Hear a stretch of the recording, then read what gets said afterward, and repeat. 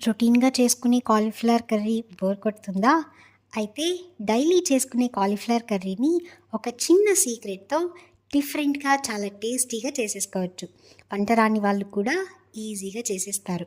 ఎన్నిసార్లు తిన్నా బోర్ కొట్టకుండా ఎప్పుడు చేసినా పిల్లల నుండి పెద్దవాళ్ళ వరకు అందరికీ నచ్చేస్తుంది.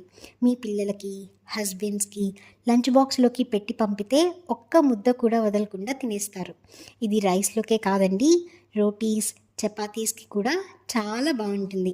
మరి ఈ రొటీన్ టేస్ట్‌ని డిఫరెంట్‌గా మార్చే ఆ సీక్రెట్ ఏంటో, ఆ చిన్న సీక్రెట్‌తో కాలీఫ్లవర్ కర్రీని సింపుల్‌గా, టేస్టీగా ఎలా చేసుకోవాలో మీకు తెలుసుకోవాలని ఉందా? అయితే ఫుల్ రెసిపీ లింక్ వీడియో కింద ఇచ్చేస్తున్నాను. వెళ్ళి చూసేయండి. ట్రై చేసి ఎలా కుదిరిందో నాతో షేర్ చేసుకోండి. రెసిపీ నచ్చినట్లయితే లైక్ చేయండి.